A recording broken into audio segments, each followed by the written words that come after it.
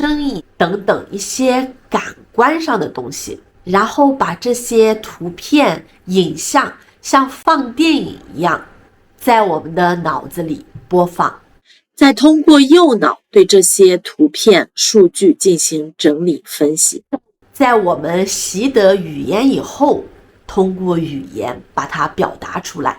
在这里我提到了习得一门语言，而不是学习一门语言。习得是指儿童不自觉、自然地掌握母语的过程和方法，通过大量的接触语言，不断地给大脑进行输入，在交际中、在生活中掌握一门语言，不太注重语言的形式，注重它的意义。对于语言规律的掌握是无意识的，也就是没有意识的。习得过程是由不自觉到自觉，这就是我们常说的第一语言的习得，也就是我们母语的习得。它不同于学习，学习是指在一个特定的，比如在学校这样的环境中，有意识的掌握语言的过程和方式。它更注重语言的形式，过程是由自觉到不自觉，和习得的过程刚好相反。这其实也是我们所说的第二语言的学习过程。那我们又如何利用我们左右脑的这种分工，来自然而然地完成语言习得的过程呢？我们来回忆一下，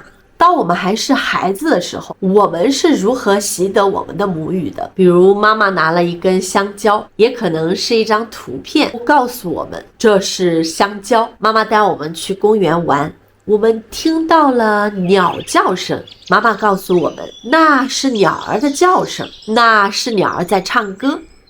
妈妈包了饺子，让我们尝一尝好不好吃，然后告诉我们这是饺子。妈妈又拿来一块蛋糕，让我们闻一闻香不香，告诉我们这是什么蛋糕。妈妈出门的时候会喷香水，我们闻一闻好香，妈妈太好闻了。我们忍不住凑上去，疑惑地看着妈妈。妈妈告诉我们这是香水。爸爸满脸的络腮胡子，我们忍不住用小手摸他的胡子，感觉有点扎手。爸爸告诉我们这是爸爸的胡子。现在我们来总结一下，在刚刚这个情景对话中，我们用眼睛看，用耳朵认真听，用嘴巴品尝味道，用鼻子闻气味，用我们的手或身体来感受触感、温度或者是湿度等等。完成了以上这几步，我们才真正完整的打开了我们的五感，把所有这些感官体验融合起来，就形成了我们内心的感受或者说是想法。而在我们打开五感的同时，我们接受了足够的母语输入，我们会一边感受一边牙牙学语，看着爸爸妈妈的嘴型，学习他们怎么说话。这也就是我们模仿的过程。当我们的发音系统发育完整了，有一天忽然发现我们会说话了，我们用母语思考，并且用我们的母语开始交流。也就是说，我们在接受了1年左右甚至更长时间的大量的母语输入，并且这些输入都是直观的、可理解的，之后我们才能自然而然的、不断的、持续的开始语言的输出。所以我希望通过食物也好，图片也好，这些非常直观的东西来省略掉把图片转换成你的母语第一语言，再转换成你想学习的目标语言这个过程。直接学会看到图片，看到食物，我们就直接学习中文的表达。在日常生活里面，至少有60%以上的词语都是非常形象的，非常具体的。当你看到这些名词的时候，你可以把它拷贝下来，直接在谷歌里输入，你就会很清楚这个词是什么意思。我个人是比较喜欢类似这种词典的，是图文词典，看到图，然后直接给出它的中文表达。比如说可乐，直接就会有中文表达。还有多数的动词，其实也都可以通过动作或者视频的方式，很直观的表达出来。所以我希望通过这种无感的刺激，能省去通过英语来学中文这个过程，而是直接通过图片、视频的方式，给你不断的进行中文的输入，直到你自然而然的习得这门语言。刚刚我们在讲无感教学法的时候，不断的提到一个词叫可理解性输入。接下来我们就一起来了解一下 Dr. Steffi Krashen 的 TPRS 或者 CI 理论，看看什么是 TPRS， 什么是 CI， 为什么 TPRS 是最有效的习得语言的方法呢？ CI Comprehensible Input， 也就是我们之前不断提到的可理解性输入。 TPRS 通常我们会理解为 Teaching Proficiency Through Reading and Storytelling 的缩写，也就是通过阅读和讲故事来提高语言能力。这个缩写其实在它的使用过程中经历了许多变化。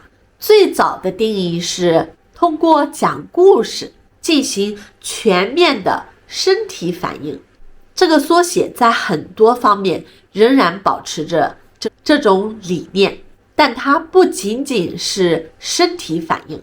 Brandon Ray 拓展了 James Asher 提出来的 TPR 概念。 TPR Total Physical Response 讲述由全班同学共同创造的故事。从本质上讲，就是你是在问一个故事。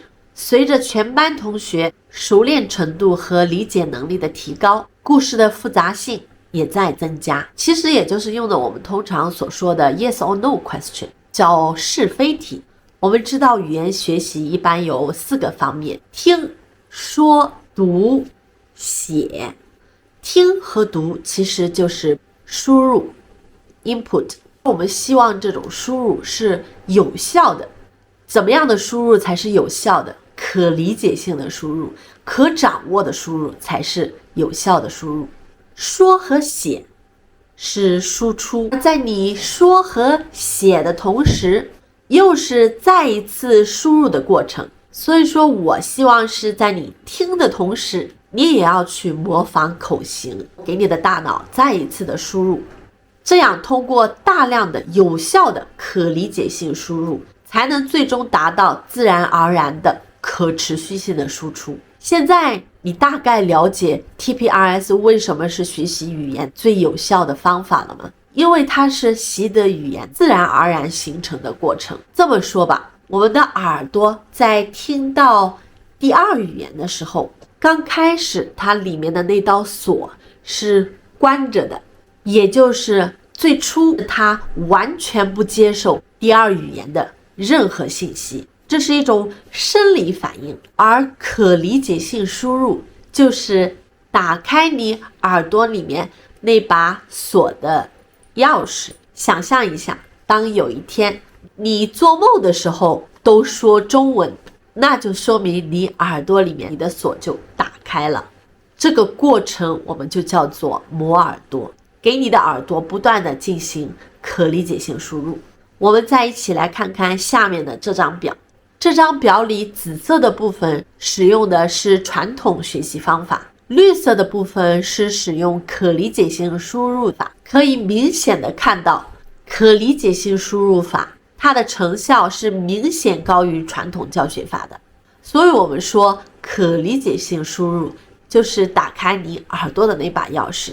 最后我们再一起来总结一下如何真正的习得一门语言。我们首先了解了我们的大脑是如何工作的，我们的左右脑是如何分工的。之后我们回忆了当我们还是孩子的时候，我们是如何习得自己的母语的，我们是如何通过五感的各个方位全面的刺激来获得语言输入的。之后我们了解了 Dr. Stephen Krashen 的 TPRS 或者叫 CI 可理解性输入法。为什么 TPRS 可理解性输入是最有效的习得语言的方法？今天就跟大家分享这么多，也欢迎你在评论区留下你学习语言的心得，我们一起来寻找更快、更有效、更有趣的学习中文的方法。感谢您的观看，如果您喜欢我的视频，别忘了点赞、订阅、打开小铃铛，分享给更多学习中文的人。谢谢，我们下期再见。